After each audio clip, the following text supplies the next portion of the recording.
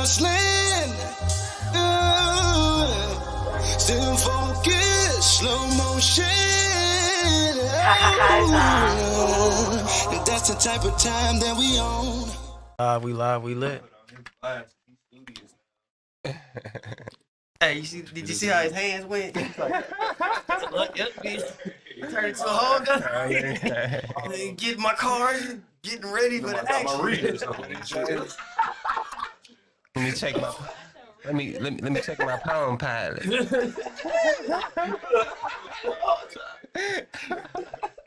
Let me check my Palm Pilot. Yeah.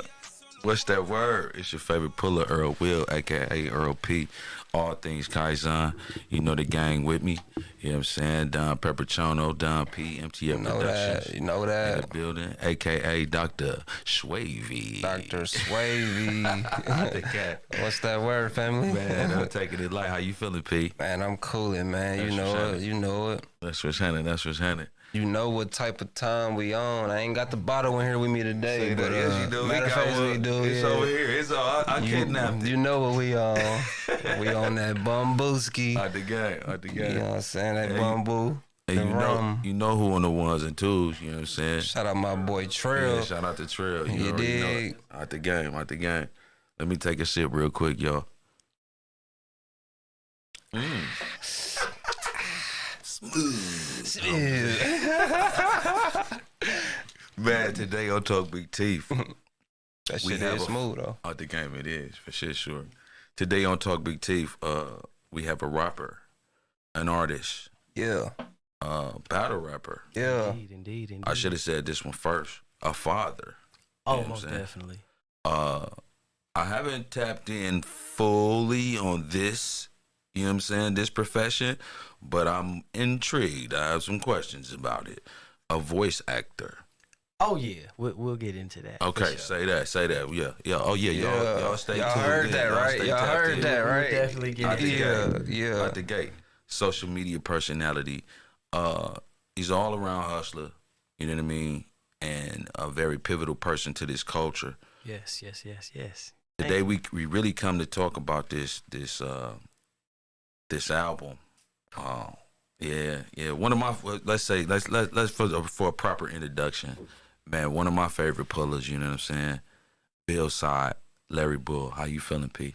Oh, I'm feeling lovely, man. Bill Side in the building. Larry Bull in the building. In the building, man. We here, man. Yeah, we here. Finally here, man. Yeah, shout out to all my peoples though too, man. Hoodlum Gang, Winter Yeah, Circle. say that. You know say that. Is, man. Come on. Shout out to them boys. Define Rich, you know what I'm saying? Shout out Cuz, man. We all out here, man. You know, Rebirth, all that, man. Got some of the apparel on and shit. Say that. Yeah, out the game. Talk Big T. We'll put some of that. We'll put that merch in the links. You know what I'm saying? For sure. And to the ones and twos, I heard some of them drops and all that. I see that you're capable and able.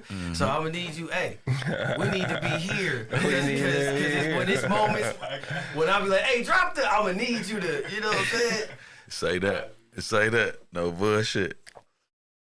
We come to talk about this album. For sure. Titled Big Dawg. Big Dawg. Out the game. Talk Big T, we talk back. You already know. Yeah. I wanted to go into it's something I prepared, you know what I'm saying, even to introduce it. Just a few quotes or things that resonated or that I got or received out of the vocal, the beat selection, the temperature, the artistry, the lyricism from the album. And this is what I prepared. It has a level of transparency and cohesiveness. It's a different feeling, you know what I mean? It's giving Miami to me. It's giving LA summertime in Dallas, summertime in Milwaukee. It's a different type of freedom.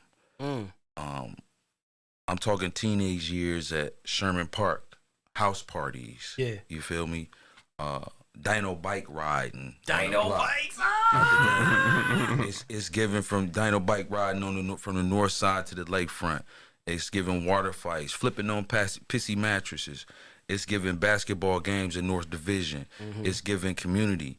It's giving cousins sleepovers and TT and moms and unk playing spades and dominoes in the kitchen. No bullshit. It's a real artistic specimen. I Couple like of the that. songs a couple of songs resonated so much that I didn't cry, but I did tear up. Man, that nigga cried, G. I seen it. It's okay, cause you know, some of this I cried to write it. Some of this I may have cried writing it. Say that. Some shit I cry recording. You know, it happens, man. You know what I'm saying? But that's what it is when it's from the soul and It's real. You can hear it though. Yeah, No for bullshit. sure. Cause it is one of those temperatures like, you know, it's one of those like you can really ride to this. Like every song though. Every song. You know, Yeah. I tapped into it. I tapped in and Yeah, You know what I'm saying? that was the goal. You know what I'm saying? Yeah. I definitely opened the door for everybody to be able to intake. I wanted everybody to Say that. to get the feels, get the vibes, and see where we was going with this. You know what I'm saying? Because the name fits the project, the name fits the sound, the name fits the story, and the name fits the. This was the one. You know, like a lot of people might think that my last album, Legendary, was for my dad and all that, but it was. Like, I almost finished that album before he passed. Like, when he passed, I ended up making 2 extra songs. That's it.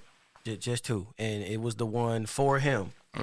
And then in post-production, as we were finishing the songs, like, me and my little brother, you know, was sitting in the studio. I brought him with me. And I had an idea where I was like, well, you know, my pops calls me a lot. And I don't answer the phone. And when I don't answer the phone, he either gonna blow the phone up or he gonna leave these threatmantic voicemails. Threatmantic. That's a new one. Because it's full of love That's a and new a one. lot of threats, you know what I'm saying? 'Cause, you know, like... Oh, fuck you, nigga. Ain't anything. You know what I'm saying? I know I can't ring you. Oh, but call me, let me know you're all right. He said, I Right, brought you like, this come world. on, I you check alright, you out, motherfucker. nigga. Answer the He phone. be on some, well, goddamn, I know you out there kicking it, but nigga, answer the fucking phone. Let me what know you you're got to alright, Let nigga. me know you're alright, Click. nigga. That's what you got it for, ain't it? Then he'll call. If I don't answer after that, he'll call back. Now you know I'm finna keep on. I ain't finna keep doing too much of this, man. Call me. Hey, what's going on, man? Y'all already know what it is, man. Rap's favorite imaginary friend, Veilside Larry Bull, whichever one you want to call me. And I want y'all to tap into the next episode of Talk Big Teeth podcast, brought to y'all by Kaizen Universe. Big Teeth, Nick. Gone. Grew up in a city where that shit be different. Yeah. Where even in the burbs, it ain't easy living. Yeah. Cops follow you for miles, we ain't getting inches. Nah. Type of shit that make you relish living in the trenches. Yeah. Been chatting on the jack with Mike and Ike and Regal. Told them that we crowd surfing through a sea of people. They reply like, God damn, boy, you thinking like, but yeah, he would leave threatmantic voicemails where he would, you know, he would snap for me not answering the phone, but then kind of say what he wanted. Like if it was coming from a flight for a battle or, you know, going to a show out of town, he would basically be like, nigga, call me when you land, motherfucker. And if I don't, he gonna blow the spot down. And As so, he should. He said he gonna blow it down. yeah, so whenever I had all these voicemails, I don't never delete nothing out of my phone to a degree. Like, it like the phone has to tell me, hey, look, this is getting a little high. You might want to Nothing? You don't delete nothing. No, like when I got the phone, like I keep all my text messages unless I cut off a relationship or cut something and I know I'm not coming back, it's wiped. It's wiped because when I send people stuff, like there's stuff I may send and I may delete that and be like, oh snap, where that's at? I need to go find that. I sent that to such and such. Let me go check our thread. Say that. And go through the thing. Okay. And go find it, yeah. Like, I've gotten songs back. I've gotten, you know, tracks where it's like, okay, I need the open verse for this, but the engineering got it. I can get it. I sent it to Brody. I can get it out the back of the phone like that because I already deleted this joint. You know, stuff like that. How did you get the name Veilside Larry Bull? We're gonna be a little all over the place. Okay. We finna rap. All over. Let's do it. Let's We're do going to it. split this in half because Veilside Larry is a moniker on social media that I created from the brand of being Veilside. You know what I'm saying? Yeah. First off, Villside stands for this side of Villard. Yeah, You know what I'm saying? I was raised on 31st and more precisely, I was raised on 31st and Eggert and 31st and Fairmount. Mm-hmm. You know what I'm saying? But all of this was right off of 31st and Villard. Like when you turn left on Villard. It's been a lot of mother. Yeah, they was over there having a lot of motherfucking cheering, Jane. Yeah, I'm like, damn, gang, it's a lot of motherfuckers. Like, yeah, I'm on Villard. Mm-hmm. Like, damn.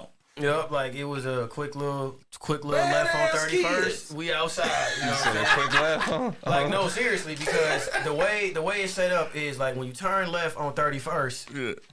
you got that strip right there. But it's a one way where if you turn left, that's Eggert Place. Mm-hmm. So from the corner of the one way where it starts to the middle of the street where 31st is, we standing right there. Like, cause all the houses is front facing towards that street, so we're standing in front of the cars or right there where the cars would be. It's a hoop right there, you know what I'm saying? It's dudes on the corners on all four, and we are in the middle of the street. Whether it's actively doing black things, Say that, yeah. or playing. Some of the names have been changed. Right. The following has been changed. The following has been for professional use only. But as we were doing these type of things, you know, it was either doing that or just, you know, playing football or, like I said, there's a hoop right there. So we playing ball or whatever the case may have been, we doing these things. Yeah. But that's where the Villside aspect of it came from. Okay. But on the Larry Bull side, my name went through like 3 different changes. When I first started ever rapping and recording on a track, I was Young Bull. You know what I'm saying? Bull is the factor in all of this. That is my nickname. That is the nickname that was passed down to me from my dad. He was Big Bull. I was Lil Bull. There you go. There you go.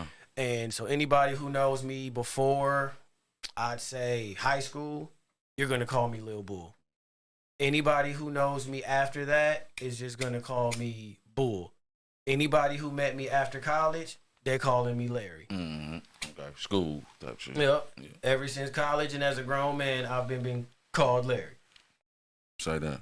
But my rap name went from Young Bull to Bull JR, and then I was like, I don't like that. And then said I ain't fucking with that. it just didn't work. I didn't like it. I didn't like how it rolled off the tongue. I get it. I was trying to chase Wayne, but it also made it too easy to say the JR part, and I didn't like doing that anymore.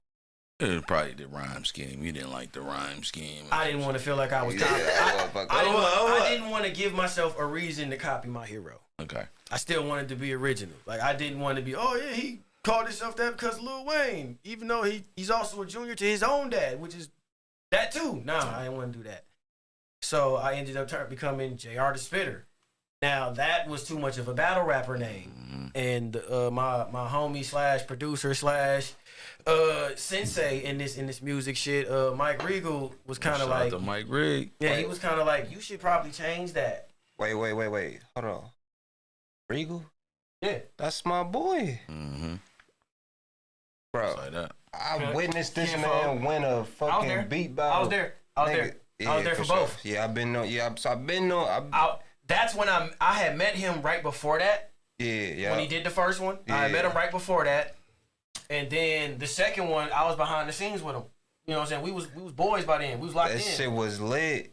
Yeah, he did some dangerous shit out Shout there. out my boy Mike Regal, man. He Didn't did he some move? dangerous Any shit. OT? Salute. He Been out in Vegas the last 7 years. Yep. 7-8 years though. Okay. Go But ahead, my boy. he Yeah. was like, maybe you should change that name, and I was like, to what though? You know, I was like, I done changed it 3 times, and I clearly now it ain't hitting. What we got? And he was like, it came off the top of his head so quick, and I rejected it immediately. Immediately. He was like, Larry Bull. I said, hell no, fuck you. I got so mad. Like, it was I almost, Really? I'm sorry, y'all. But like, that's how the reaction was. I was like, no. Because when I went to suburban schools my whole 1st through 12th grade life. Okay. And every time I would be in class, they'd be like, government name, I'll be here, and they're like, mind if we call you Larry? Everybody laugh. Oh, you think you funny? And I'm the only minority in the school out of like 15? that's But no, real. you think that's funny? Don't do that. No, don't do Don't that. do No, that. you can't. Don't call me Larry Yeah, at all. ain't Larry at all. You want to fight? Right. And then it was also like, I was a talkative class clown too, and I was send zingers. Anybody tell me shut up, get on you. Yeah. They start calling me Larry to make me shut up. That's when I used to be hot. Like, That's crazy. You know what's crazy? Shit, that was a common name. First and foremost, I think worldwide. I appreciate it. And from where I come from, Mississippi. Shit, ain't nobody, you ain't make no fun of no motherfucker with no name that like Larry. That's, you know what I'm saying? We just call you Larry. Fuck it, we out. We just call you Larry. But when it's Come on, little Larry, we out. but when it's Come on, big Larry or little Larry? But when it's a snotty little white kid telling you, "Hey, shut up, Larry," because you cracked a joke in the class, and you kids will be kids, and you trying to disrupt the class like on the low, and they trying to tell you to stop, like nerd, like Hey, shut up, Larry. shut up, Larry. I'm like, ooh. We beefing for the rest of the period. What you just You don't called even me? realize. We beefing the rest of the period. I'm on that. Oh, well, shit. Where did you get your love and passion for music from? Kind of just came to me on some when I was little. I was like 5 years old. Like, this is the first thing I remember. About, yeah, well, this is the first thing I remember about me and in this dance with this thing we call hip hop. You know what I'm saying? I was like 5 years old. I think the Batman movie came out, so the Bone Thugs "Look Into My Eyes" track was one of the main songs for it. So the video was out, and back then, you used to get those 2-hour blocks of videos. Pops used to record those on tapes. One of the tapes had that video on it a couple times. You know what I'm saying? But I found one, Pops was and fucking with I used to play it, Oh, yeah. and I used to dance in front of it, and it was to the point where I would be mouthing the words, and they was intrigued by this, but I used to do it when nobody was around. Okay. Like, that was the slick part about it. Like, I go get the tape, put it in the VHS, You was turn the TV Sneaking on. and doing it. Cause I was like, this is just me doing my thing. I ain't want nobody to see that. Like, it was the same thing when I actually rapped. Like, I was in the basement just doing lyrical exercises, as I call them. Like, I would line up like 30, 40 free beats and just go. Just go crazy. And be like, my goal is freestyle is all off the dome. Don't slip up, don't mess up, and don't say the same word twice. Don't rhyme the same thing twice. Yeah. Or you gotta stop. Yeah. Start over. Yeah. Straight like that. And you was teaching yourself Oh this? my life, that's a whole nother. Because I thought that we didn't write it down when I first learned about Me rap. too. Like, when I was hearing everything I was hearing up Me until too. that point, I didn't know. Until I seen documentaries that was like The Art of the 16 by QD3 Entertainment, by all that Quincy Jones. I didn't see that. I seen that and Beef 1, 2, and 3. And that gave me all the history I needed to learn from hip hop. I learned it through my brother. Shout out to Cut Up. Big salute to Cut Up, man. Man, he taught. No, I don't smoke. He told me. He said he caught me. It was damn near I was probably sneaking too. He said he caught me freestyling. You know what I'm saying? It's like, oh, okay, you could do it, or you might have something. You might have something. What you need? Oh no, I was telling him go that way. Oh, okay. So he was like, yeah, you might have something in this. You know what I'm saying? In this shit. He was like, but write your rap, write me like I think he said he made me write 3 raps. He said write me 3 raps. So I wrote the 3 raps. No, matter of fact, I was like, write 3 raps. He was like, man, I don't, you know what I mean? No, matter of fact, no, it wasn't. Not my apology. He said, say that shit again. Oh. That's what he said. He said, say it again. He said, say that shit again. again. He said, say what you just said again. And guess what I did?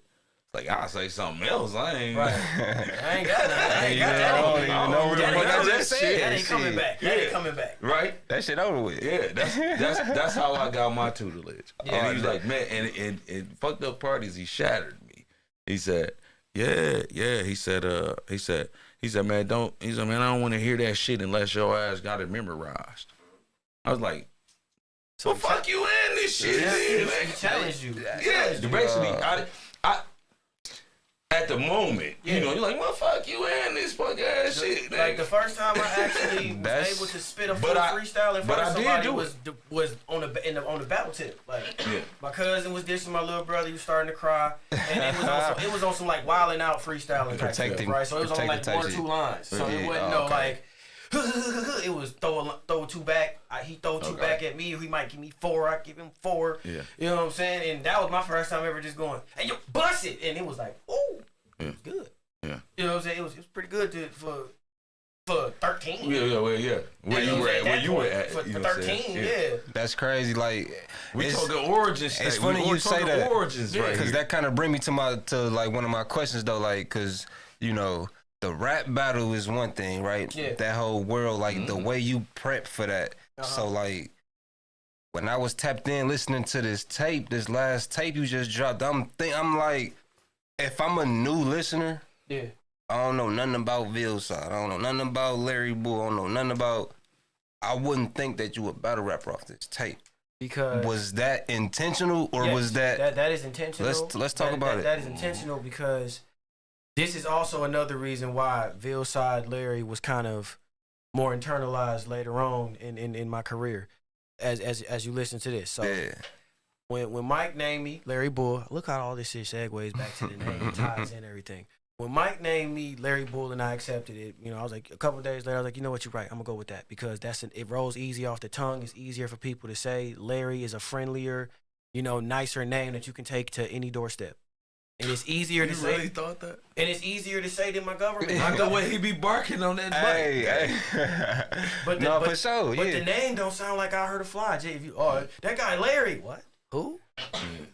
And then if on top of that, if you double think Larry June, you go, okay, Larry June, cool, calm dude anyway. Yeah, I was you might be finna right. get to that too, cause sonically you give me them vibes, bro, on this tape. Like you give me some laid back, smooth, like I calmed down, yeah, for sure. you know what I'm saying, like get money, intellect, Grown. think type shit, like you know, grown. You know what I'm saying, like Intellectual trap, you know what I'm saying? Yeah. A lot of OG talk that's kind of been in me since even as a young pup, you know what I'm saying? With storytelling and being able to speak from different perspectives and internalizing stories that I've seen and witnessed from my friends, from the neighborhood, from my family, from hell, even watching movies, like being able to understand the stories and all that. Not dated, but experience. Yeah. You know what I mean? For sure. All walks, You know like what you I'm said, saying? all walks of life. even the beat selection, my nigga, like everything sonically to me, like when I'm really tapped, you know what I'm saying? Like when I listen to niggas tapes and project, I'm playing it from the top and letting it slide beginning to end. Yeah. You know what I'm saying? And they be like, okay, Going. certain ones gonna stick out the gate when I first hear. So usually I gotta double back, listen to it again, because I might, you know, I might skip one or I might be like, or I get out the car, you know what I'm saying, play something else. But like, Doing shit. no bullshit though. And I was telling E, I'm like, nigga, like not even because I'm interviewing you, like even if I ain't know you, bro, like, like bro, like this tape player is a bitch, like this really in my playlist. Like I fucks with this project though, like it sounds good, it feels good. Like the production and the engineers on this tape fire. On top of what you did, of course, my nigga. But shout out to all my producers you know what I'm saying? in advance, man. Shout out them boys, man. Shout out to Mike and Ike. Shout out to Last Atlantis.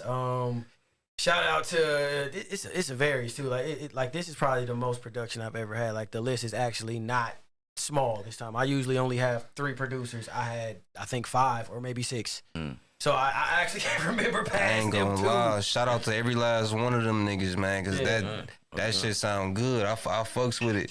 Make sure y'all go tap into that shit, man. My boy just dropped a fire tape. Big Dawg. You know what I'm saying? Big Dawg. Y'all actually just got the y'all got the exclusive sneak peek. It is not out yet. I did not drop that. We gonna let you know right now what you heard and what you are vibing to is what I would call a stimulus package. You know what I'm saying, for the future for sure. I like that. You know what I mean? That is coming very soon. That is. I ain't gonna put the date. We heard That is part of the reason we are here, though. You know what I'm saying? That is part of the reason we are gotta here. talk about. Hey, listen, that tape something serious, my nigga, for real, bro. I fucks with that shit, bro. Like, that's a real body. Like, how long did it take? Like, is this one of them tapes where like it took you a minute to put this body of work together, or was it like you like? It's sitting on some joints, or you created this like, okay, I'm on this type of time and I'm gonna start from scratch. This album was created through life. I didn't have no vault. There was no vault. Say that. I actually have a tape. Like I gotta get my DistroKid affairs in order. But some of my earlier material is over there, and the last project that I left over there was called Empty the Safe, where I had everything in the vault from previous studio sessions, previous engineers, songs that were finished but had no project designations.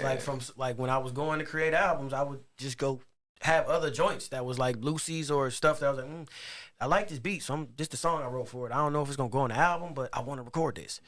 And the ones that didn't make it, and then some of those was throwaway album joints where this was supposed to be on the album, didn't drop, or this was a single on the SoundCloud era, it doesn't have an actual home. Right. So I was okay, put it all over here, drop it. Empty the safe. Yeah, you know what I'm saying? It was the most versatile project ever. It had all kind of different records on there, man. So and just emptied the safe. So by the time I even did my album Legendary, I didn't have nothing. It was just like, all right, I started straight from scratch. That's fire. Yeah, like I've been straight from scratch the last 2 albums. You know what I'm saying? The only thing I've had a lot of is beats. Yeah. But even when I started this album, I didn't use none of the beats I had. It was on some like, all right, I found it. I ain't gonna lie, nigga. Listening to your shit made me want to tap into the sampling, bro. You lived in the moment for this. Yeah, project. This album was made over time. Like it fit. Like this album was closed out. That's fire. I'd say just like last year. Like late last year, summer last year. So it was like that's when it finally, all right, we're done.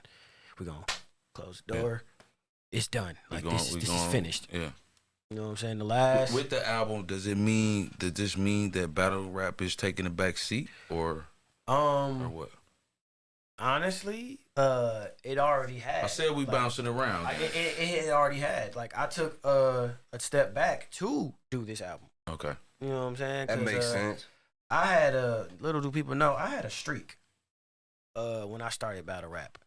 When I started in 2017, that first year I battled every month. I battled 11 out of the 12 months that year. And then, because it was like I started in like May of 2017. So from May of 2017 to May of 2018, I had a battle. 1 round, 3 rounds, tag team, main event, OT, name, didn't matter. Local grudge matches. All kind of shit just working. Matter. I had battles. I made champion in my first year. My name was mentioned. You know, say that. I was spoken highly of by Tech 9, rest in peace. I don't care what nobody say about him. But I appreciate the you know what I'm saying, the legacy that spoke on my name. And I did all that in my first year. But I kept going and I was always battling every year. And it was to the point where all right, the last 2 years I probably took like maybe a month or 2 off, then was battling, boom, boom, boom, boom, boom. The next 3 months, battle. Type time. And then on top of that, in between, I was at battles, shows. I'm still going to record too. In between all this.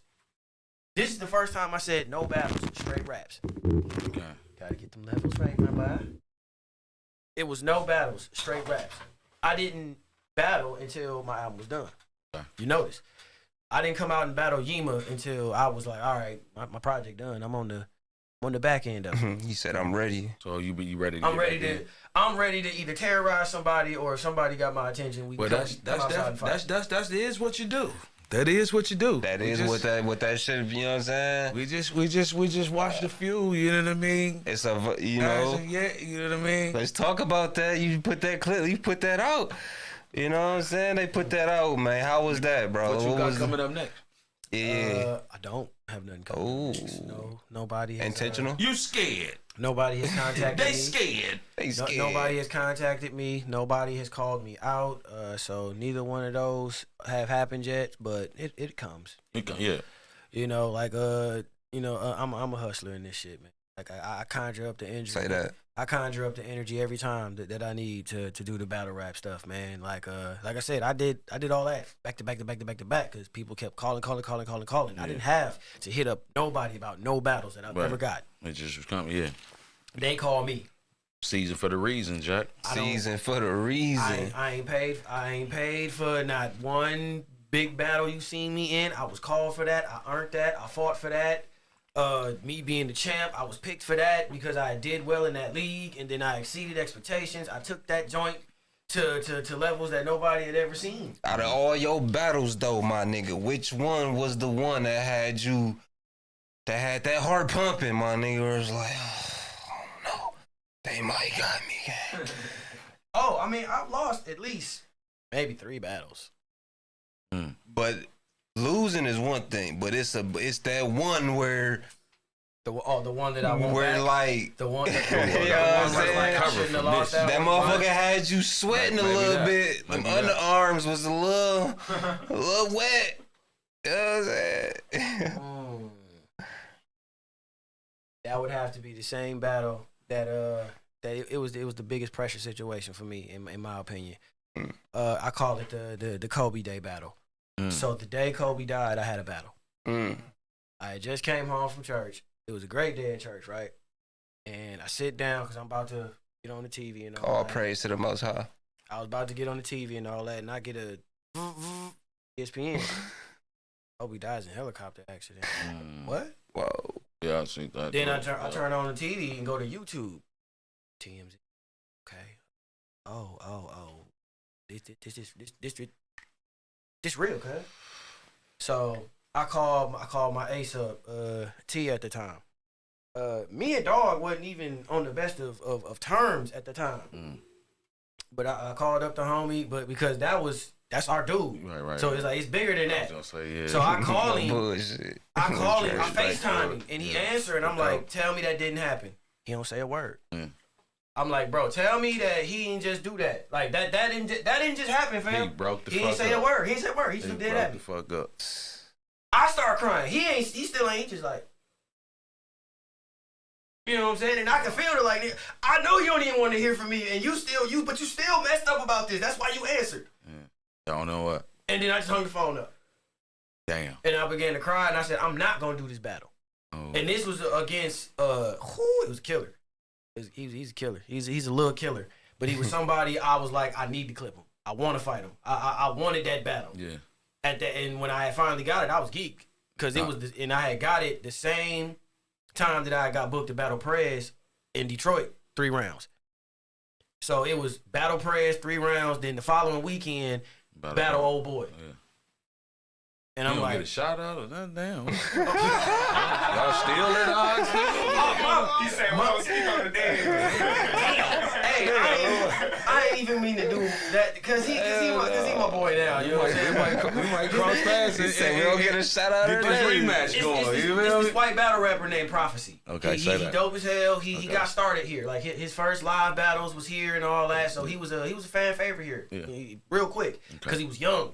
Okay. On top of that, Hungry, yeah. yeah, like they had like what really got me was one of my cousins called him the White Coogee, and then he became one of these like inside lead jokes about Lil Dawg. Yeah. Really? Coogee knew about it. Like it was one of them things where we laughed. It was like, ha, y'all funny. Yeah, I don't think Coogee. But it was one of those back then. bullshit. But Coogee co-signed him back when he first started. Okay. Yeah, So okay. it was like it was cool. Yeah, So it was like yeah. he was only like 18, Coogee so it's so like, it's cool. It was cool at the time. He ain't fucking around. but for me, I was like Yeah, maybe P. in year 2, so I was like, no, we ain't doing that. Yeah. No, I want to battle him. And they was like, nah, calm down, Larry, we ain't gonna give him to you yet. I'm like, what you mean you gonna give him to me yet? He said, I "What wanna- you mean? I want."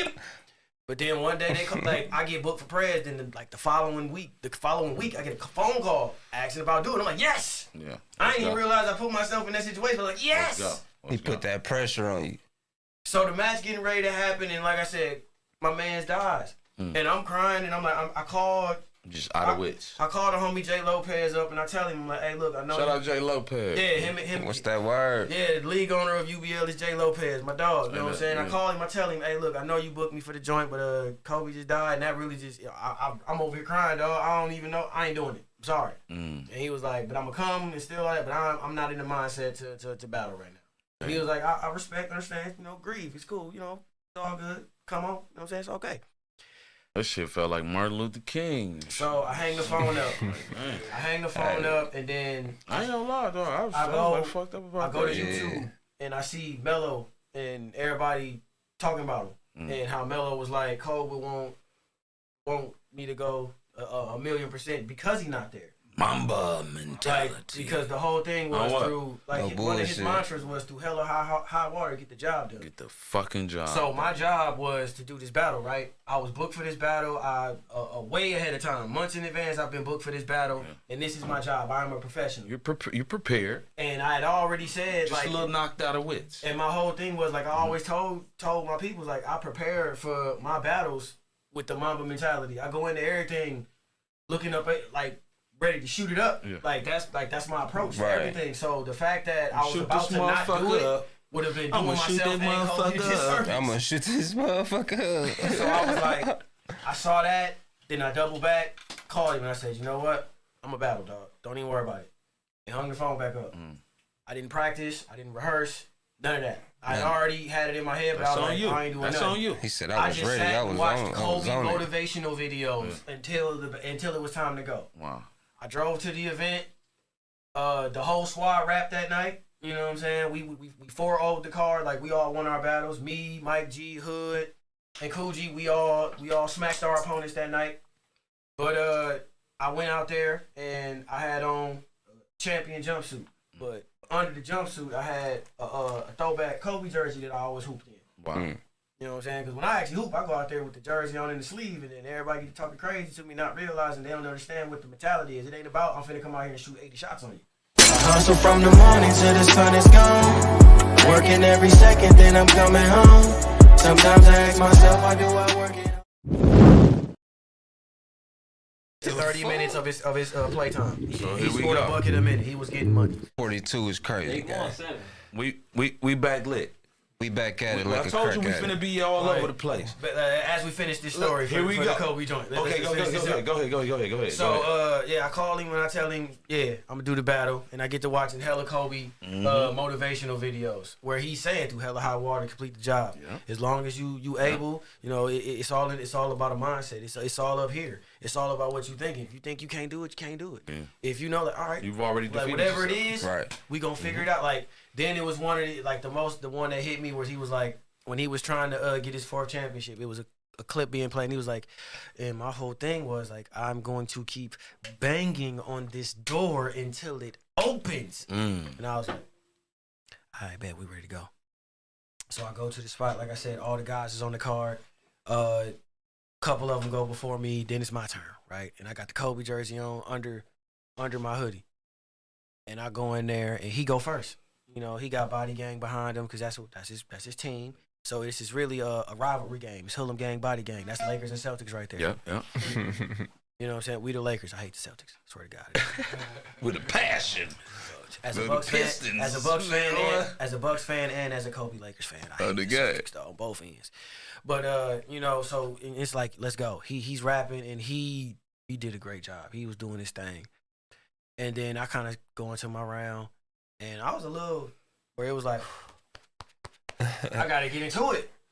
But that was one of my biggest performances where it was like every bar was cataclysmic for the crowd, and it made it such a pressure cooker as the round going through that before I can even get to my slogan and any of that, like I am now like, because this is something that was out of character for me as a battler at that point, which was during my crowd reactions.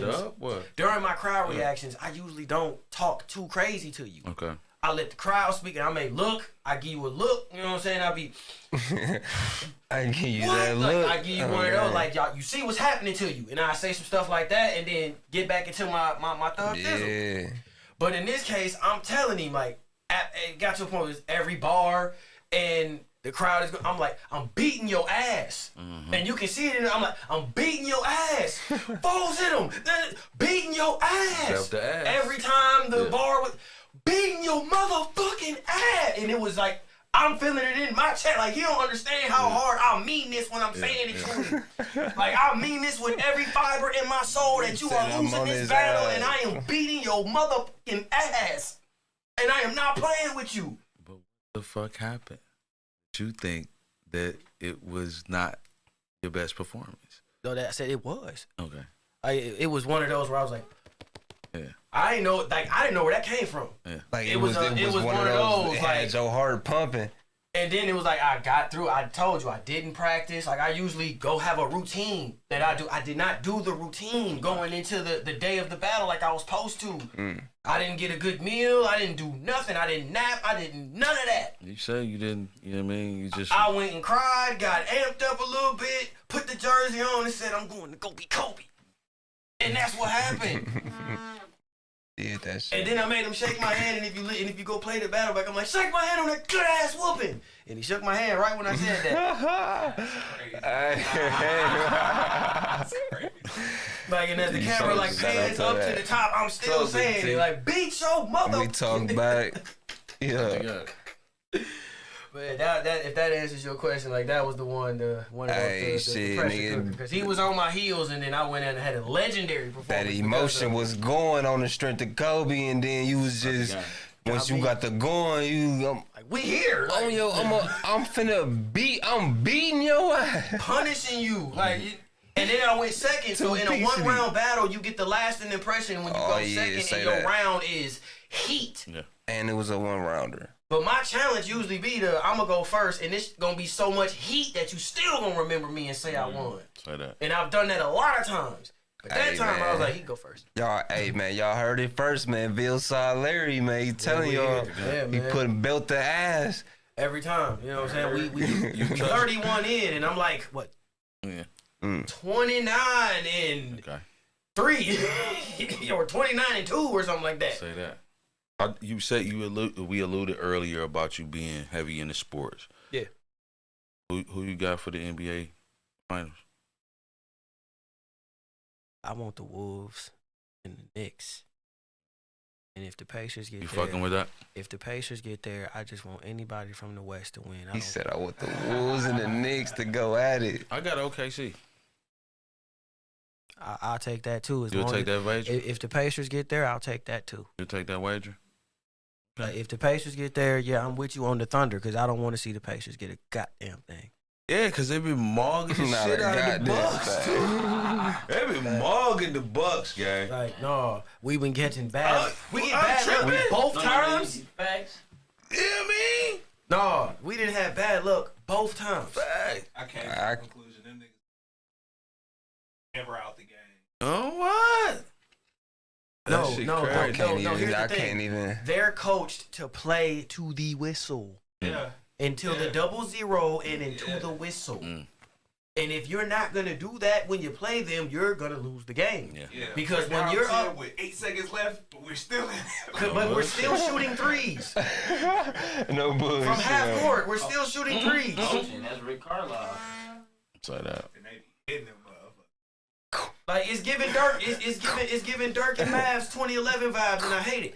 What? Hey, nigga. I hate it. Bro. That's why I said I hate it. That shit was that time frame, that era was different, bro. You know who Dirk took out to I get ain't there? gonna lie, Definitely bro. different. That's all I'm gonna say. That.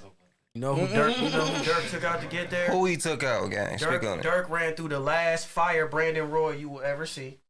Where they could have lost the series, because Brandon Roy and them took off. I think in the first 2 games it was up like 2-0, 2-1 or something like that. Damn, I forgot about B-Ward. And they came back and finished it off.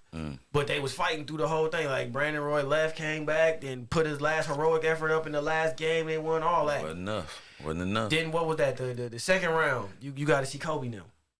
Your gentleman sweep my man's them on their quest for the 3-peat. I ain't like that. That's why they was fighting each other. Of course you didn't. Ain't like that. Look, of course you didn't. That's why Nigga in the JJ battle rap with a Kobe with it. jersey over a hoodie. With a Kobe jersey under a hoodie. That's why JJ got knocked out the air. Around. That's why JJ got knocked out the air that game. You know what I'm saying? When we went home that night. Then hold on, let's pivot. Let's pivot just a tad. For sure. Oh, well, a lot, damn near. Cause we ain't finna talk sports all day. Look, do you feel as though that the hip hop culture right now is on its right path, and is it something that you would change, or you think that needs to be different for it to sustain its longevity? I feel like hip hop is middle of. Am I tripping by the hip hop statement, or should I just go in general, music in general? When you say music hip-hop, in general, let's say music in no, general. we can say hip hop. Okay. No, I think keep it exactly what you said. I pegged you as a purist. Yeah, I am a hip hop dude. Like I was raised by hip hop for sure. Like, Okay. you know what I'm saying? I'm from For sure. I'm from the golden era. I was born in the 90s. Say that. You know what I mean? I'm from that era. Like, you see the song I said that I was in trans, bro. The first tape I ever had was East 1999. That was my first tape. Yeah. You know, I was so. You got it on here. Hey, just hearing the word East 1999 will bomb me a bone thug right the gate. Now check this out. I went to Cleveland back in 2020. And this nigga went to Cleveland. You met them niggas. I went to Cleveland in 2022 and I stayed over there close to where that street was. Like the housing I was staying in was like maybe a couple blocks from there, and then we parked over there one time, and I was like, "Oh, it's East 99." Oh! I'm one of them niggas. Look, I'm one of them niggas. I'm walking the same streets They wanted to read like I rap. You know what I mean? Like that's where any of the melodics and the smoothness, it came from me mastering that from them. Say that. Yeah. You know what I mean? But it was, nigga, I'm here. Yes, we see the streets. What?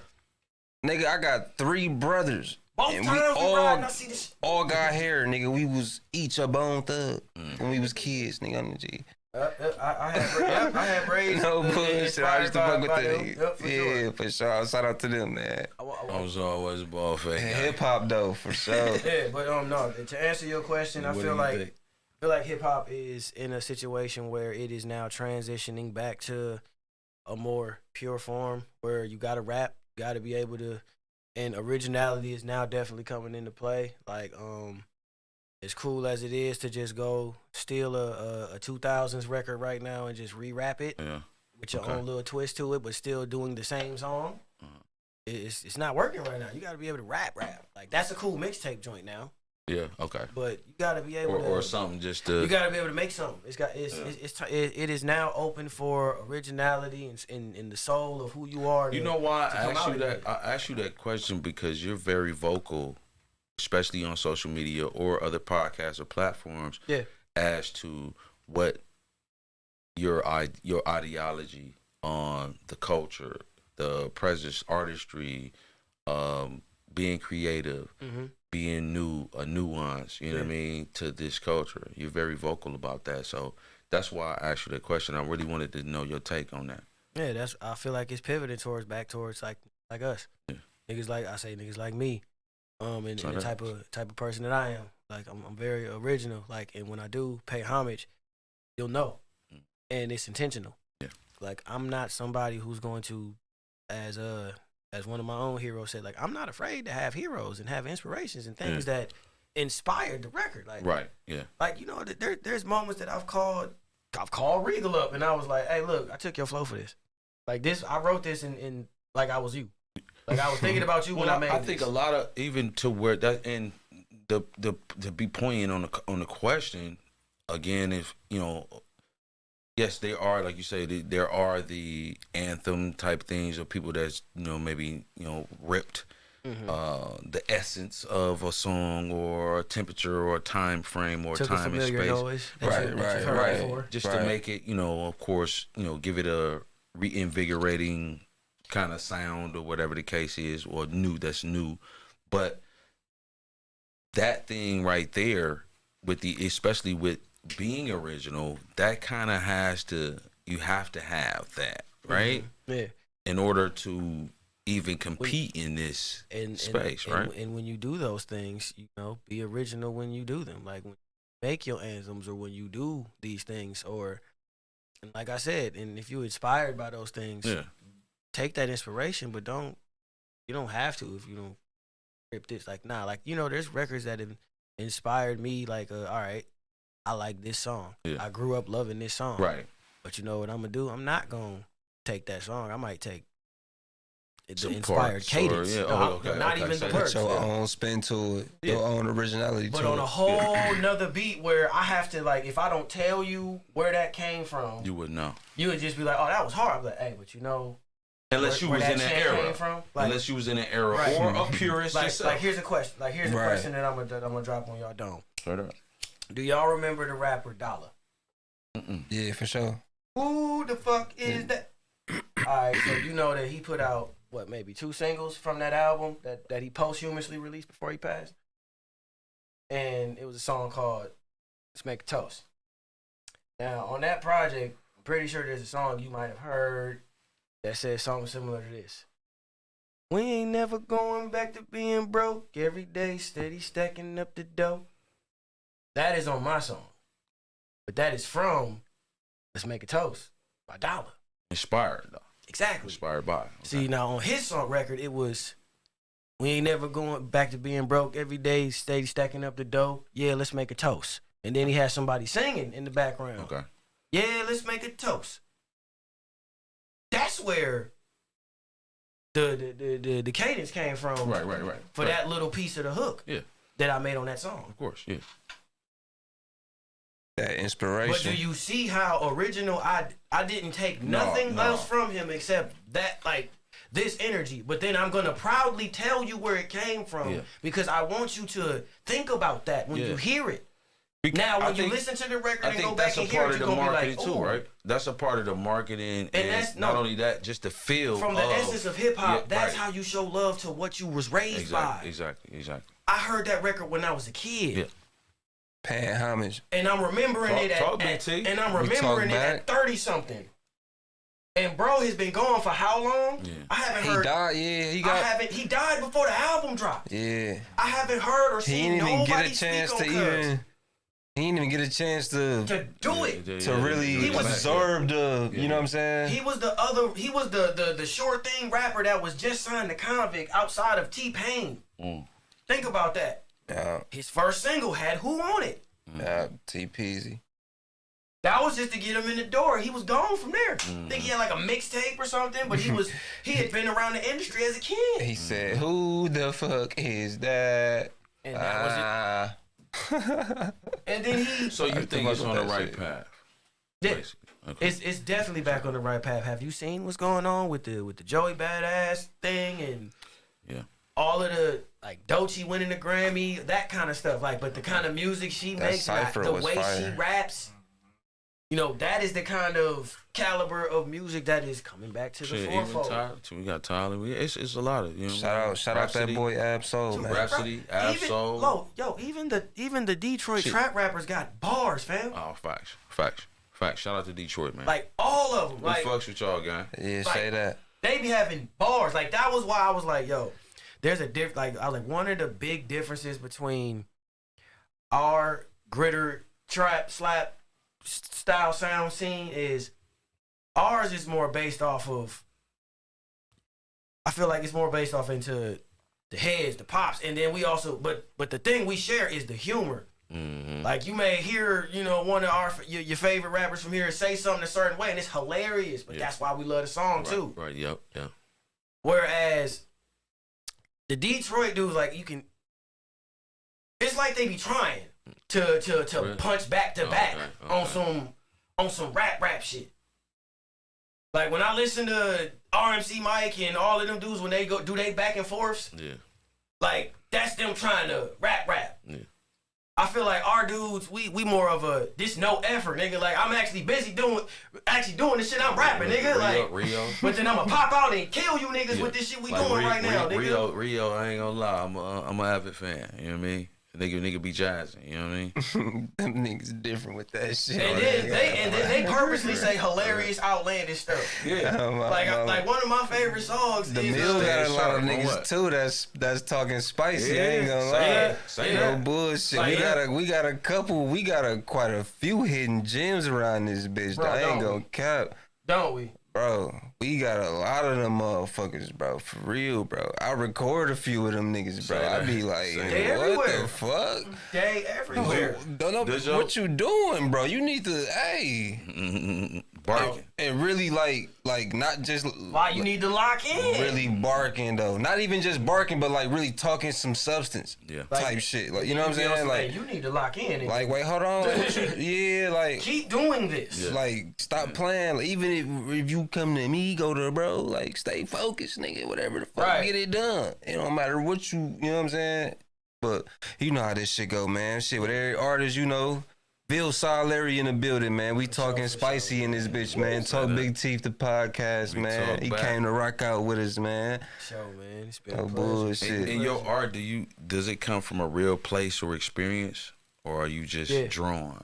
No, it comes from a real place and an experience, and then it's also it's a mixture of all three. Okay. It's a mixture of all three at all times. He said, "Nigga, is you rapping or is you living that shit, nigga?" Like that's why I say, like, you know, that's like the character and the artist that is Larry Bull is very multifaceted. Like, say that. The Ville side, Larry side of me. It's in the introduction. Like I create, like we got it's you know what I mean? It even ties back to the moniker. Like I have a lot of different slogans that describe myself. You know, the Larry is not real is a flip off the fact that I am. Once you finally actually sit and holler at me, talk to me, like that is such a real person. Like I ain't like it's not too many dudes like him, and you know it when you speak to him. Yeah. You know it when you see me, and it's in how I treat other people. It's how I move and how I act and how I am naturally. Like it's not an act. Yeah. I put that in the rap too. Mm-hmm. So the OG talk is definitely things that Big Dawg has said to me. The Big Duke from my neighborhood that said to me, like the old heads in my neighborhood that said to me, or things that as I've gotten older or what I've seen, I'm like, hey, look, if I was talking to a little dog, this is what I tell him. Yeah. That and learning from them as well. And also understanding, like when I'm speaking, because like I had a big stint of time where I went to church but going from that, but also being around my dogs 24/7 outside of that, like you see where it's like I'm not judging nothing. Yeah. So that's why when I rap, it ain't your place. And that's why when I rap, I make sure, I make sure to give both sides and never make sure that nobody feels bad about what they're doing. What I say is, I see you. I understand what you're doing and why you doing it. Be responsible. And I really think, you know, I really think your project you about to release gonna shed light on that. It does. It touch on that. It does. You know what I'm saying? Like you know everything that you just said. There's a record that talks like that where it's like I get it. Yeah, exactly. Yeah. Because I've had that mindset before, and even when times get hard, I may get mad enough to say, you know what? If only I would have, or only I could. You got a release date for this project? You got. I definitely do. What's the word? What you talk to us, man? Talk to us nice. Talk to us nice. Big Dawg is dropping on Father's Day. Ooh. You know, for a lot of reasons. One is because it makes sense. You ain't gotta tell me. But I hear one is because it's named after Big Dawg. Say that. You know, this is the album, like I said. This is the one that is for pops. The other one was on some like, all right, this literally happened while I was once I finished this up, and I'm not gonna not leave something in here from that him. Boy making on purpose decisions. You hear me? You know what I'm saying? At the last minute, I'm like, I'm gonna let my pops narrate, posthumously narrate this album. Mm-hmm. That's what that was. But this one is like, nah, this is me internalizing the fact that I rejected the idea of being Big Dawg now that Big Dawg is gone. One of my brothers said that, and he was like, Big Dawg now after he passed, and I was like, don't say that to me.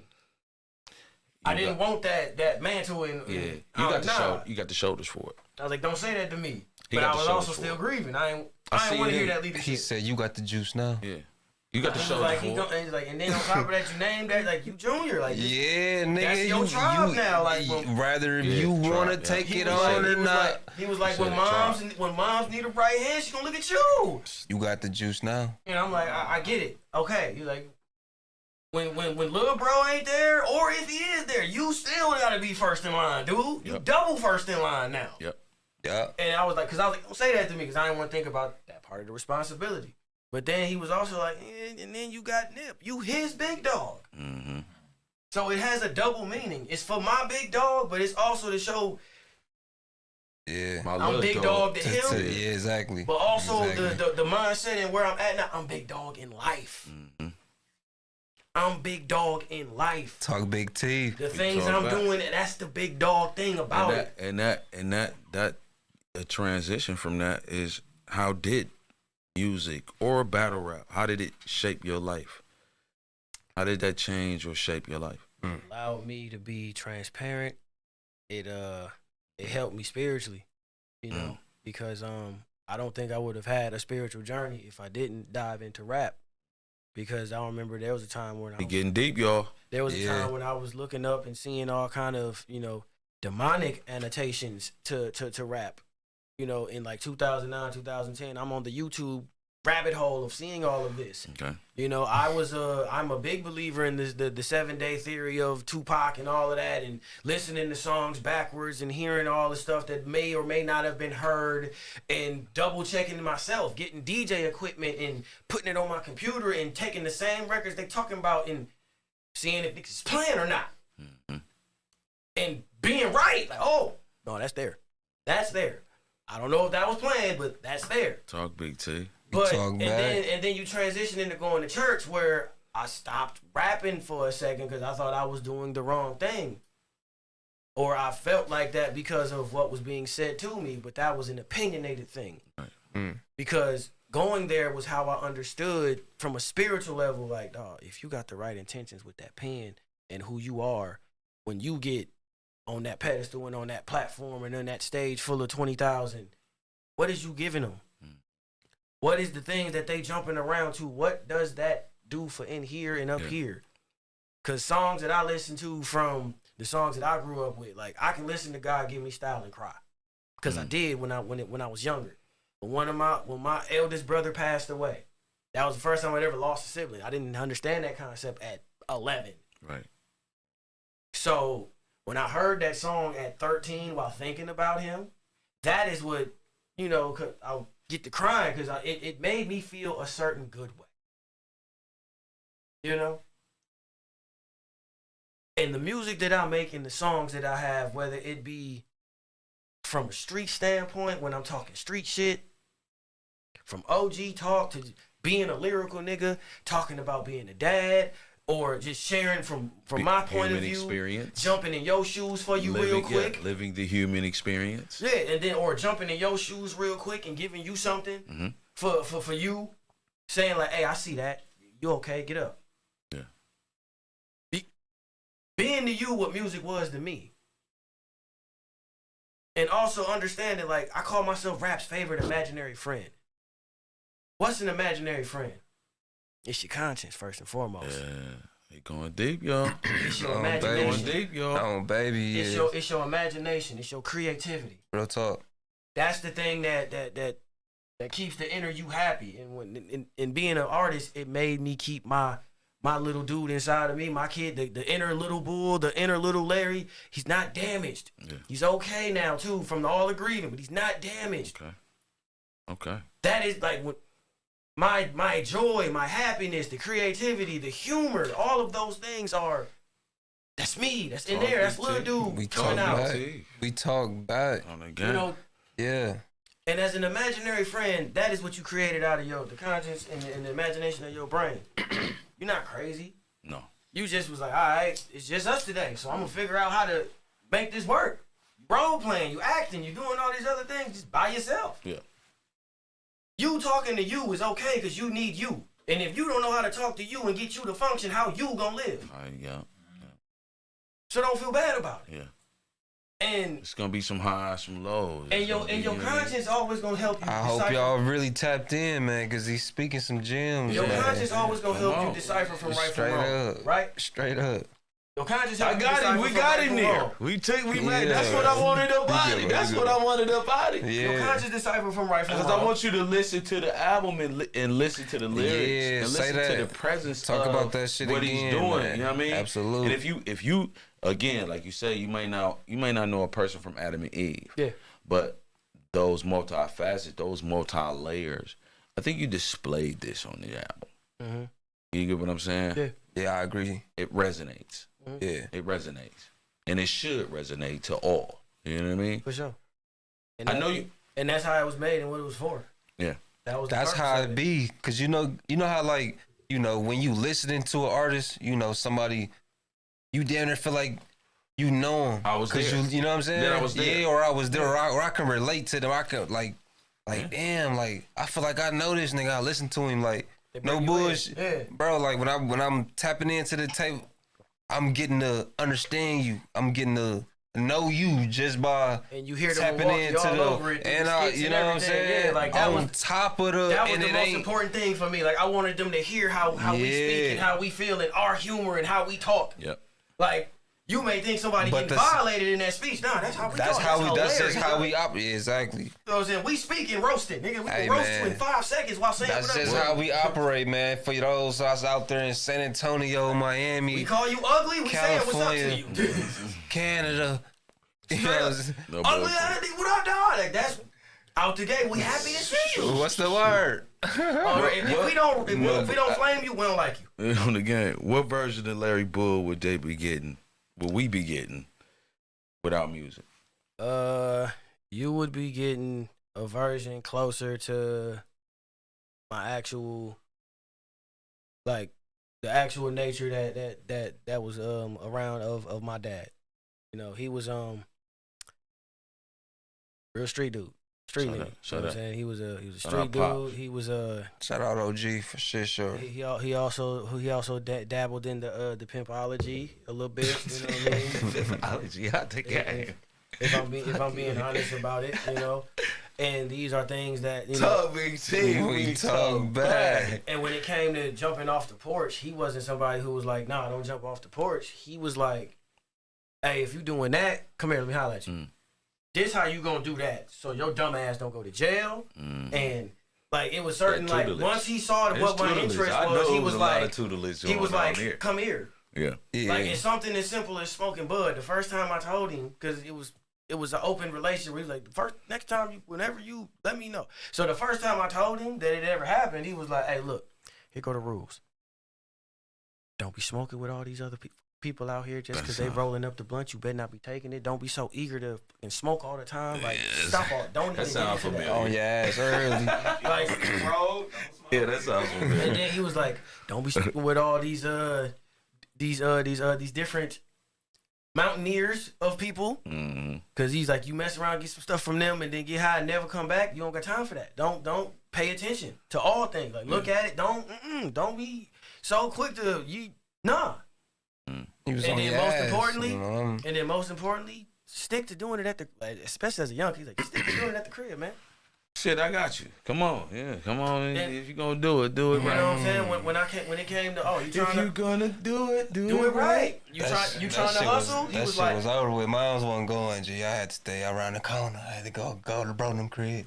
I think that was probably just out of respect. That was out of respect too. Yeah, she knew, but moms and pops was definitely cool on that tip. Shout out both, yeah.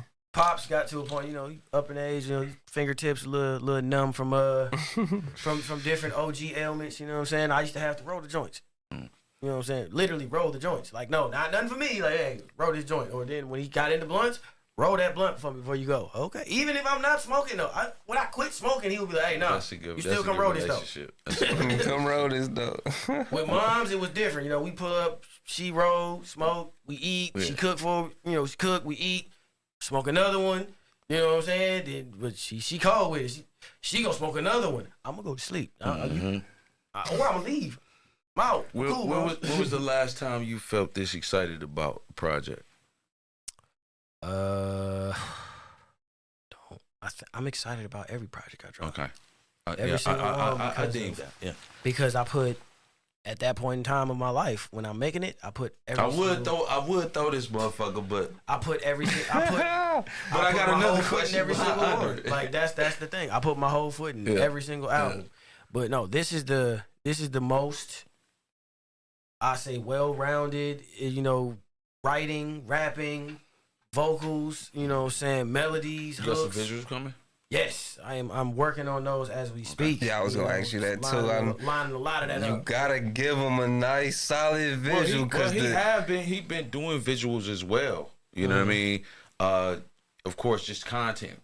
You know what I mean? So that you can kind of hear, see, and feel like where certain songs take you. Like when this tape right here, bro. Hey man. I'm telling y'all first, bro. Y'all ain't heard what I heard yet, if y'all want to hear pieces, like I got 4 singles off the album out right now. Oh, say that. Y'all go tap in. Tell them all platforms, like the four singles that's off the album right now. Now that I'm letting the cat out the bag, what those joints was for is Aries, Quiet Gangster, Hustle Man Son, and recently released on my birthday, The Homies featuring Fifth. Just one conversation with nobody. Come on. Conversation with nobody. Come on, you gotta do visual for that. Okay, now I'm gonna make a retraction. Take 5. Okay. Oh, we good. Okay. Okay. So one quick adjustment to what I said when I said I started from scratch with this album. Yeah. This is the song that started this album. Okay. So I made this song as a happy birthday to my dad. Are you maybe set off or put off that one right there for me? No, it just it put me in my feels. It put me in my feels. You see. Yeah, no, I had one for this one and it's broke. Like the pendant broke off when I was at the concert, so I gotta get that fixed. We gonna get that fixed, yeah. But no, it's one of me and him sitting on a chair. You know what I'm saying, from an old picture that I found.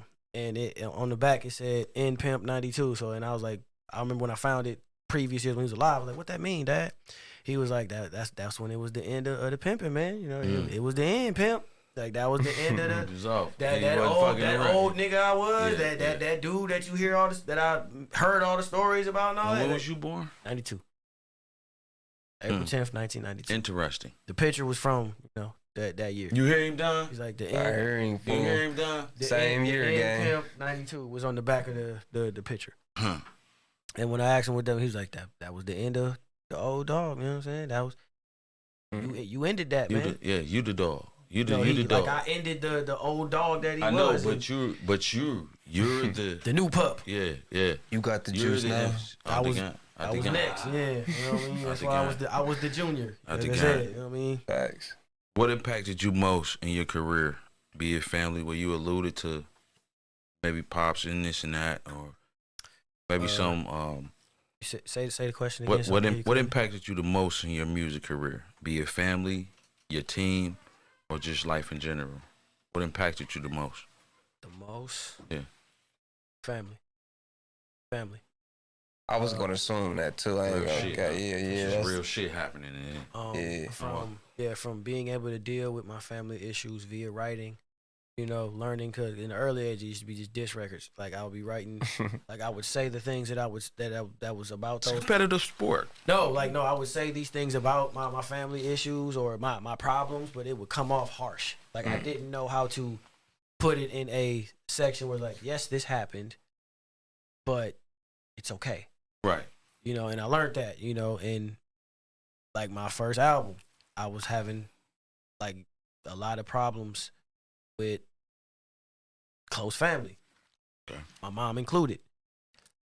And on that album, you hear the confusion, the upset, the anger, the sadness. At what age? This was when I was 20. This album was made from ages 21 to 23. Okay. You're an adult now. You're a man now. Yeah, like I was a young man. Like it was really starting to settle in, but for sure. A lot of stuff was, happening, and I had to write through it. Like it was like me and Regal had a real tough conversation one day.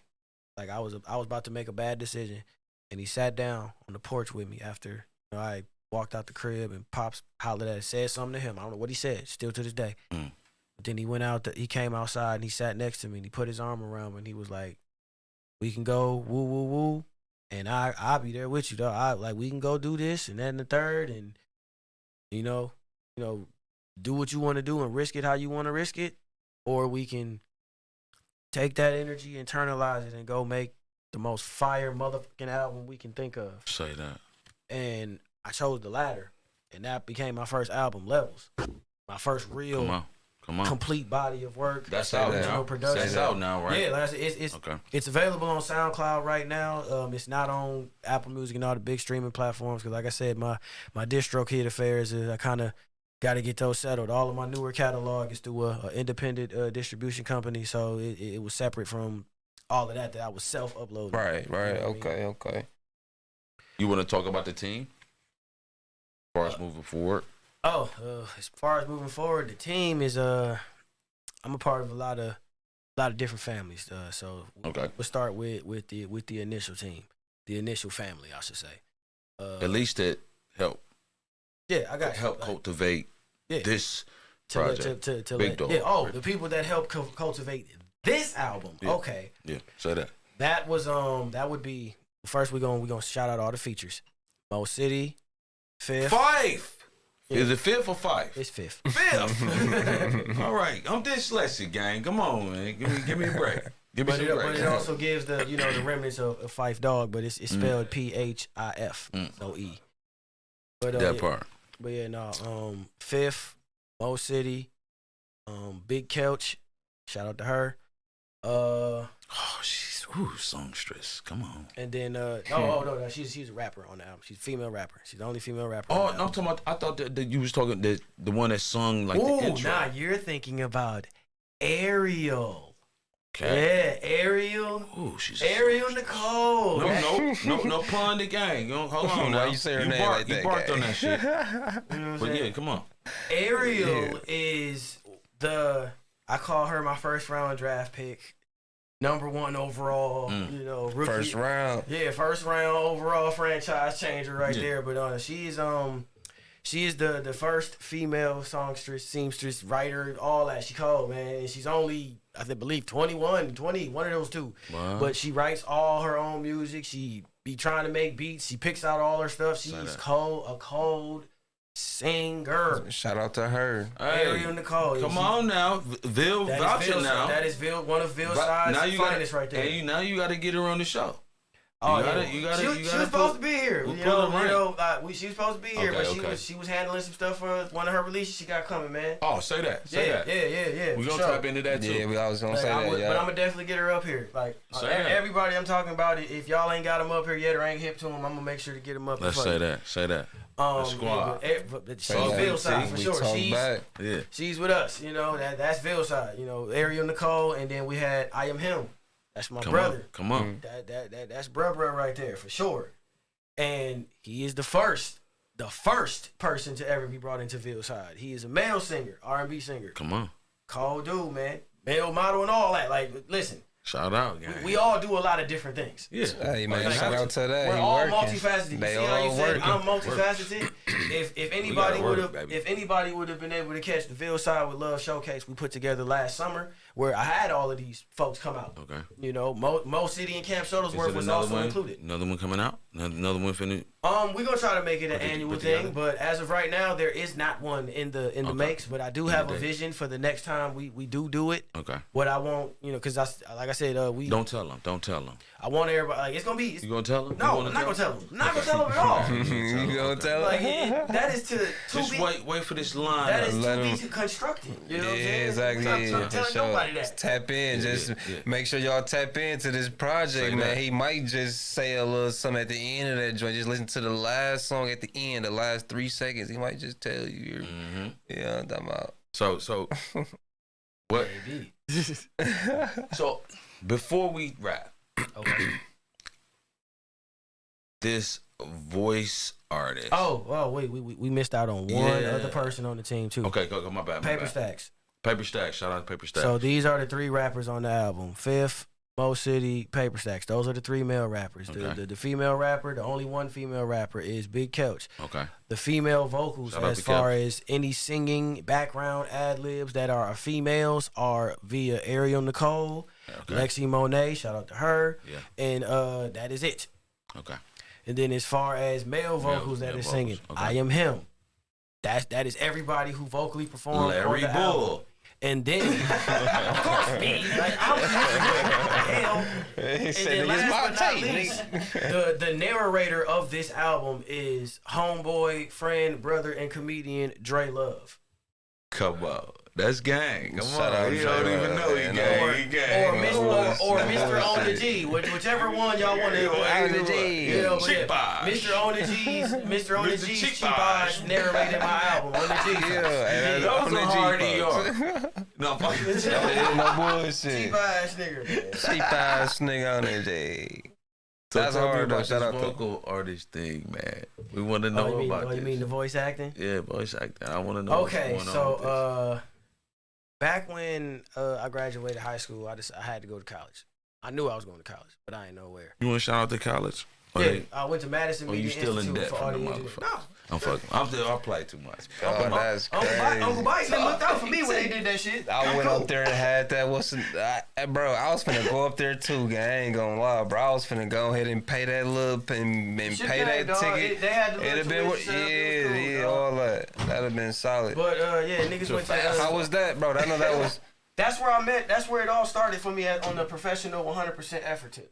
Like up until that point, I was by myself doing my own mixtapes. There was no Ville side. Like I said, I was Bull JR, transitioning to JR to Spitter, all this other goof shit. Yeah. But when I graduated and went to college, I went to Madison Media Institute, and that's where I met Sean Smart and Moses of Higher Education Records, and I joined that team and learned what it was like to be a part of a crew and learned how to be a hype man and all these other things. And then I transitioned on from that to Mike kicking it with and meeting Mike Regal and A.R. Wesley and Reggie Bonds and Rebel Nation and all these other cats over here. Shout out all them.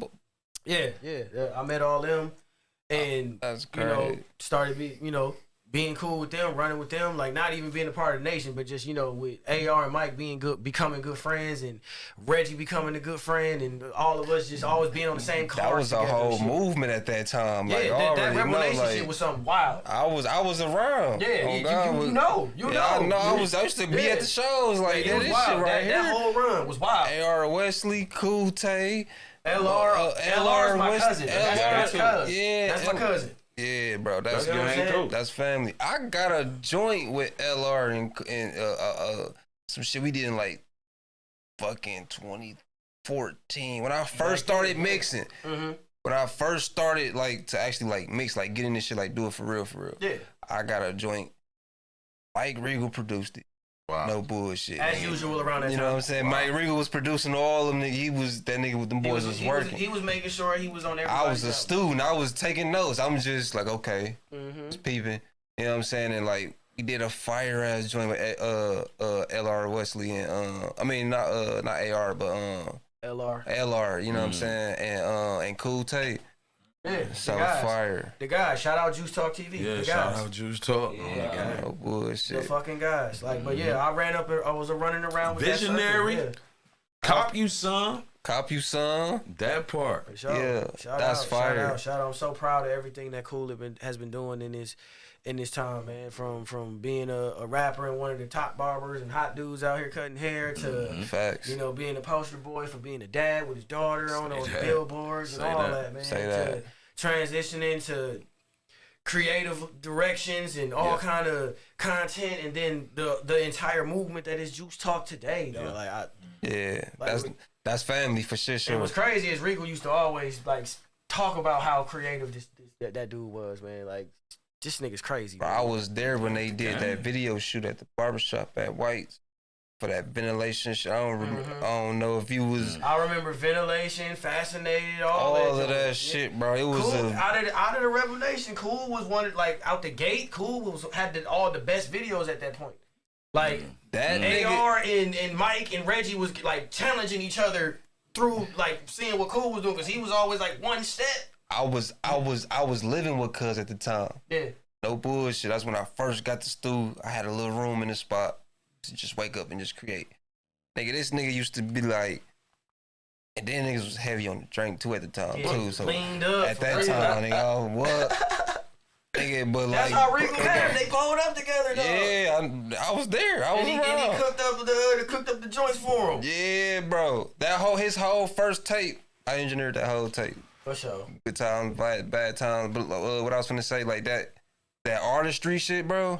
That shit was serious, bro. Nigga didn't play. He used to real life wake up and be on that. This how I want to do it.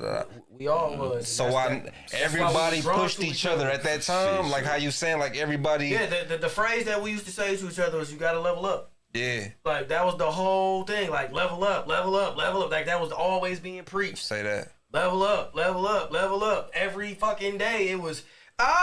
Mike, we do some cool shit. Like you knew you did the right shit. When Reggie or Mike or AR was like, look at you done leveled out, dog. Oh, God. You know what I'm saying? Or, yeah, Bloody, I see you trying to level up, Bloody. You know what I'm saying? Reggie and them all. Hey, shout out Reggie Bonds, too, man. That boy done did a lot of shit around the city for shit. Oh, shit. The EGE movement and all that. You all right? You know what I'm saying? No people were harmed in that sound effect. No, not a salt. Look, not a salt. You good. Only a drink. They might not know what you're talking about. It might right out. That was a good Musical influences. Bone Thugs and Harmony. T.I. Yeah. Drake before Kendrick killed him. Cole. Yeah, Cole. Dr. Dre. Hold on, it's right there. 50 Cent for sure. That's pretty well rounded. That's pretty, you know what I'm saying? I like that. 50 Cent. It's just what's one more in there? The Game. Come on. There's a couple more in there. Hold on. You said Wayne. Nip, yeah, Wayne, all time. Highlight. And Nipsey. Nip for sure. Nip. Yeah, Nip for sure. Like, you know, between Nip and Cole, niggas always gave me those vocal. You did a lot of rap correlations. Can we get some R&B? Or let's say maybe not R&B, maybe, you know what I mean? Cadences, maybe. No, that's what I'm saying. We rapped earlier. If you leave him out of this list, and we trying to get him on here, we trying to get us a feature, etc. Come on, we gonna be remiss. Bino. Oh yeah, yeah. All right. I feel like he rap too though. I think that's why I said cadences, right? Bino and Blast, yeah, for sure. Them two, I like them. Yeah, for sure. Eric Bellinger's pretty cool. Yeah, come on. BJ the Chicago Kid. Say that. Anderson .Paak. Come on. Basically anybody that Drake called in the studio that was a male vocalist during Compton. Kid Cudi under a little scrutiny right now. Cudi was on Compton? No. Oh, damn, I'm thinking about West. I'm tripping. Yeah, no, I said anybody that Dr. Dre put on Compton that was a male singer, okay. all of them, they was for all code. Yeah. What? He's still under scrutiny though. So let's. Hey, so what about within the city? Within the city, who was I influenced by? Maybe not influenced, but who you fucking, let's say. Because I can tell you who you fucking with. Because I can tell you who I was influenced by from here. If that's what you wanted to say. Yeah. Let's go. Who I was influenced by from here would have to be, first and foremost, the person that even got me to want to really record and shit, or knowing that it was possible. Like seeing a nigga do it. He was like, oh, that's here? We can record here and sound like that? Oh, shit. Was Renz Young. Come on. You know, we went to school together. Come on. You know, middle school and high school together. Shout out Renz Young. Yeah. So like, you still working? Yeah. He just dropped something. I forgot what it's called, but I got it on my phone. Matter of fact, I'm a plug that right now too, because one of my favorite songs off that joint is called "All for the Motion." Yeah, it's called "It's Not All Bad News." Is the last tape that I'm pretty sure he got out. But he was the first person that, like, he was selling mixtapes one day at the end of the freshman year for me, sophomore year for him. It was like $5 a pop, and because he was with Running Rebels. Like, I found out about Pizzle. Shout out the Rebels. I found out then, but here's the thing. After that, who? Pizzle. Yeah, you said who? Pizzle. Yeah. Shout out my boy P. Shout out my boy Peasy, man. My boy P Weezy, man. Pizzle, man. Pizzle, Sherrod Sloans, y'all know. Y'all know. That's my boy. But I was put on to the whole CMG thing because of Renz, because he joined it my junior year. I was like, oh, you running with them now for sure. And I never knew who they was. So it was Pizzle and Day and Okie, all of them. Like that whole little thing. You know what I'm saying? But I went to school with him and Young Rob as well. Like, them was my dogs. That nigga Day taught me some shit, Shout bro. out, I ain't gonna lie. Shout out my nigga Day Flywalker, man. Day is hilarious. No bullshit. Whenever I go with Coogee to go record with him, it was fun times. Come on. But yeah, I was influenced by friends to go record. As far as leveling up my sound and actually finding, like, understanding like what we was even capable of here and what's the bar that was being set for before me for real would be Blizz McFly. Okay. Great. Damn, Vincent shout out Van my Great. boy Blizz and Vincent Van Great, classic. The whole Size crew, low key, like Size crew. Yeah, I was trying to think of who. Say that. The whole group. Shout out them boys. Debonair. You was rotating with them cats around. Everybody camps rub shoulders with one another. Okay. Me running around, me running with Mike and AR and being cousins with LR and Cool being my barber at that time as well. And it was Mike a whole making conglomerate. beats. I ain't gonna lie. And Everybody Mike was making in beats rotation. for Rebel Nation, Sass Crew, myself. Everybody's going to the shows together. We're all being booked on the same cars throughout the years. Everybody's rubbing shoulders with everybody. So that's how I even seen them. My first show, when I was with Higher Education, I got booked on the show with Sass Crew. I got booked on the show with Pizzle. I got booked on a show with Blacks, like with all of these dudes, with Adabisi's, whatever, whichever name he would like to have today. Adabisi's, Blacks, both. Like, I was on cars with these dudes, and that's when I was okay. I ended up on cars with Lamo, all these the guys I'm even rapping with now. Ended up on shows with them. Like, oh, okay, this was City and them doing. Okay, this was Stacks and them doing. This was Fifth, the whole Shuttlesworth joint. Okay, it came from that. Or they was somebody's cousin, or they was they came with this person. We just had Holly Mae on here from Shuttlesworth. Exactly. See what I'm saying? That's the homie. Shout out Holly. Shit's See? Say that. But everybody was. Is that the same crew? That's the same crew on my trip. Holly Mae is Shuttlesworth. Holly Mae is Mo Okay. City and Fifth. Yeah. Come on. So yeah, like the camp is like my cousins, man, for sure. That part. Like for sure. Like as far as like rap like families will go, like Ville Side and Winter Circle, the camp is like the cousins. You know what I mean? They the first cousins and shit for real. But those were the influences. Yeah, for sure. Regal too. Regal, Reggie. Like once I got around them, okay, so we rapping like this. Yeah. Like that's when it was like these are the ones I had to level up. Mm-hmm. You know what I'm saying? So I ain't gonna lie at that time. So it was Reggie, nigga. AR, Mike, Cool, LR, the whole Rebel Nation at that point in time. Movement was serious. Reggie Bonds had going at that time. Gang, with all that the whole niggas, thing bro. was definitely from here influence. Straight up. Without a doubt. Shout out to everybody I came up with during that time. Man. Say that. For sure. For shit show. What's next for Larry Bull? What's next for Ville Side Larry Bull? He dropping that fire ass tape. Yeah, that Big part. Dawg. Big Dawg. First we gonna focus on Big Dawg. It's coming soon. Yeah, it's Father's Day, man. We sonning niggas. Yeah. I think that's the perfect time to put that shit out though.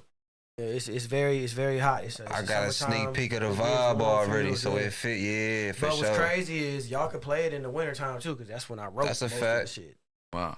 That's a fact. I wrote most of it in the summer. That's crazy. In the winter. Like during the winter months. Okay, let me say this. Because that's when I had the beats. Right. The most. But it get, like I say, you're gonna find a dual perspective, whether it's a summer record and you can hear it. You can feel it in both. You'll feel different things during whatever time you listen to it. Yeah. Listen to it at night, you might hear the real shit. Listen to it during the day, you might feel the joints. Yeah. No bullshit. You know what I mean? Depends on where you at. The vibe or whatever. Right. If you in a function, you might enjoy the ratchet joint that's on there. You know what I'm saying? Say that. Let the people know where they can find you at, gang. Oh man, y'all can find your boy at Villeside Larry on all platforms as far as the social medias. Larry Bull across the board on all musical streaming platforms. For the battle rap joints, it's Larry Bull Versus. You know what I'm saying? If you ever want to hear me on anybody else's shit, go check out Cold March 8 by LL Cool G or many of the various records that I've done with my brother on his Cold March series, man. Or you can go check out some of Hoodlum Never Told's music. You can go check out Let's go. You can go check out Come rap with us, gang. You can go check out. You can catch me on Regal and AR's most recent tag team project they put out called Me and the Homie Cheese. What is it? I'm high. What is it? What's the name of it? It's the High Risk Maneuvers. There it is. Say that. High Risk Maneuvers on all streaming platforms, man. You know what I mean? Like, if you want to catch me out on all those different types of records, man, and with my guys and shit, dog, or you can just go check out my shit, man. You know, Legendary is already available now. Yeah. Aries, Hustle Man Son, Quiet Gangster, The Homies featuring Fifth, all available right now. You know what I'm saying? Some of your favorite guys is going to be kicking it with Rap's favorite imaginary friend on this album, man. I already said it before. We're going to say it one more time. Ariel Nicole, I Am Him, Paper Stacks, Mo City, shout out, cuz. Big Kelch, Lexi Monet, you know what I'm saying? The Function is here. Everybody's here. Your favorite guys are here. Narrated by Dre Love. Mike and Ike on the production. Last Atlantis on the production, you know what I'm saying? Motherfucking Kofi Cooks, all kinds of people. Shout out every last one of them, man. Yeah. Man, this has been another installment of Talk Big Teeth, man. It's definitely been a pleasure, man, to have Vilside, Larry Bull in the building. And we gonna be back for sure. Out the game. I gotta come back. You know that. We got a lot. We still got a lot of rapping to do. You know how 106 in Park and Bow Wow, they had Mr. 106. I'm trying to be Mr. Talk. I'm trying to be Mr. Talk Big Teeth. You know what I'm saying? Say that. This nigga's here damn near every month, like fucking Urkel kicking in the door. That boy working. He got something to promote. He on it. Like he was not on schedule today, but this nigga is here. No bullshit. He got more drops. You're more than welcome. You're more than welcome. Say that. Whenever y'all do the Shannon and Stephen A joint where it's like, all right, cuz on vacation, we need somebody to come do this for like a week or two. Yeah. I got you. He said, I got you. You know what I'm saying? I have experience. My boy Vilside gonna come through with it on the resume. Yeah, we shook on it. We shook on it, Joe. It is in the resume. You know what I mean? You know what I'm saying? Voice acting is there. You know what I'm saying? I'm active. What you need? He said, what you need? I got you. Say that. Make sure y'all tap into the next episode of Talk Big T podcast. Make sure y'all lock in, subscribe, share, comment. Yeah. Man, to the YouTube channel, you know what I'm saying, for the latest episodes and merch and events. This has been another episode of Talk Big Teeth. We talk back. Yeah, I've been hustling, still focused, slow motion. That's the type of time that we own.